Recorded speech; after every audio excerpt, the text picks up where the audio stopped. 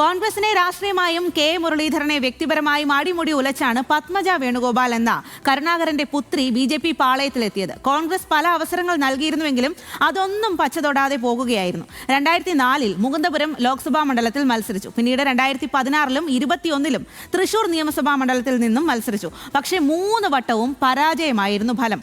ഇപ്പോൾ ബി.ജെ.പി. ദേശീയ കൗൺസിൽ അംഗമായ പത്മജ ഈ നിയമസഭാ തെരഞ്ഞെടുപ്പിൽ 4ാം അംഗത്തിന് ഇറങ്ങുകയാണ്. അതും സ്വന്തം തട്ടകമായ തൃശൂരിൽ തന്നെ. അത് സ്വന്തം അച്ഛന്റെ പഴയ ശക്തി കേന്ദ്രത്തിൽ നിന്നും. ശക്തൻ തമ്പുരാന്റെ നാട്ടിൽ പത്മജ വേണുഗോപാൽ ബി.ജെ.പിക്കായി താമര വിരിയിക്കുമോ എന്നുള്ളതാണ് ചോദ്യം. താമര പേരിനപ്പുറം യാഥാർത്ഥ്യമാകുമോ എന്നുള്ളത് തൃശൂരിലെ ജനങ്ങൾ പറയട്ടെ. അക്കാര്യം ലെവിൻ കെ വിജയൻ തൃശൂരിലുള്ള ആളുകളോട് ചോദിച്ചിട്ടുണ്ട്. എന്താണ് അവർക്ക് ഇക്കാര്യത്തിൽ പറയാനുള്ളത് എന്ന് നോക്കാം. മൂന്നാം വട്ടവും നിയമസഭാ പോരാട്ടത്തിനിറങ്ങാൻ പത്മജ വേണുഗോപാൽ തയ്യാറെടുത്തു കഴിഞ്ഞു. ബി.ജെ.പിയുടെ ദേശീയ സമിതി അംഗത്തോട് ഉന്നത നേതാക്കൾ തന്നെയാണ് മത്സരിക്കാൻ നിർദ്ദേശം നൽകിയത്. മൂന്നാമതും തൃശൂരിൽ പോരിനിറങ്ങുമ്പോൾ താമര വിരിയിക്കാൻ പത്മജയ്ക്കാകുമോ? ജനങ്ങളുടെ പ്രതികരണങ്ങൾ തേടാം. താമര എന്തായാലും വിരിയില്ല. ഇവിടെ ഇടതുപക്ഷ സർക്കാർ ചെയ്തിട്ടുള്ള കാര്യങ്ങൾ ജനങ്ങൾക്ക് എല്ലാവർക്കും അറിയാവുന്നതാണ്. അപ്പോൾ അതൊക്കെ വെച്ച് നോക്കുമ്പോൾ എന്തായാലും ഇടത് ഇനിയും 3.0 തീർച്ചയായിട്ടും വരും. ഇപ്പോഴത്തെ കണ്ടീഷനിൽ നമുക്ക് ഒന്നും പറയാൻ പറ്റാത്തൊരു കണ്ടീഷനാണ്. പത്മജയുടെ ഇമേജ് ആദ്യം ഉണ്ടായിരുന്നു, ഇപ്പം ഉണ്ടോ ഇല്ലെന്നാണ് അറിയില്ല. പത്മജ ഇവിടെ ഉണ്ടോ ഇല്ലെന്ന് തന്നെ അറിയുന്നില്ല. ഇപ്പോൾ ഒരു അവസരം കൊടുക്കുന്നതാണ് ബി.ജെ.പിക്ക് ഇവിടെ കിട്ടുന്നത് ഉറപ്പുണ്ട്. താമര വരിയാൻ ചാൻസ് ഉണ്ട്. പത്മജ ജയിക്കും. എന്തുകൊണ്ടാണ് ജയിക്കുമെന്ന് പറയാൻ കാര്യം? ജയിക്കുമെന്ന് പറയാൻ ഇപ്പോഴത്തെ ഭരണം അതാണ്. വിജയിക്കുന്നെന്ന് തോന്നുന്നു. ഇപ്പോൾ എല്ലാം കൊണ്ടും ഭൂരിപക്ഷം അവർക്കാണ് നിൽക്കുന്നത്. ഡൗട്ടാണ് പത്മജയ്ക്ക്.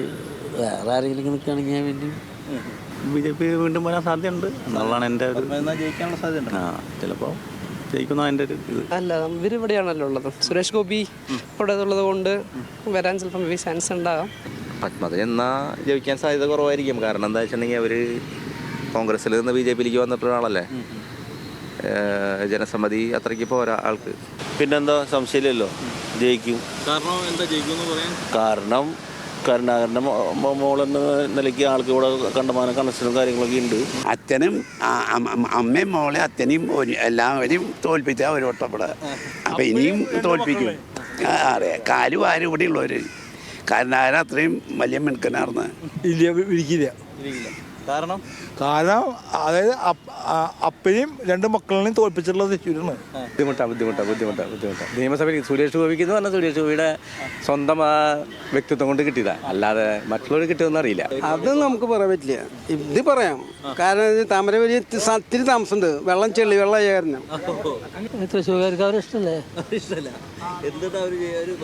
എന്താണെന്ന് ചോദിച്ചാൽ വ്യക്തമായിട്ട് പറയാൻ തൃശ്ശൂർക്ക് അവരുടെ താല്പര്യമില്ലേ? അത് കോൺഗ്രസിലല്ല, ഇപ്പൊ ബി.ജെ.പി. അല്ല. അതെന്തായാലും ഇവിടെ വിരിയാൻ പോകുന്നില്ല. ജനവിധി കുറിക്കും മുൻപ് ഫലപ്രഖ്യാപനം നടത്താൻ ആരാലും സാധിക്കില്ല. എങ്കിലും പത്മജ വേണുഗോപാലിന്റെ കാര്യത്തിൽ 2 തരത്തിലാണ് തൃശ്ശൂരിൽ നിന്നും അഭിപ്രായങ്ങൾ ഉയർന്നു കേൾക്കുന്നത്. താമര വിരിയുമെന്നും വിരിയില്ലെന്നും 2 തരം അഭിപ്രായങ്ങൾ. ലെവിൻ കെ വിജയൻ, ന്യൂസ് മലയാളം, തൃശ്ശൂർ.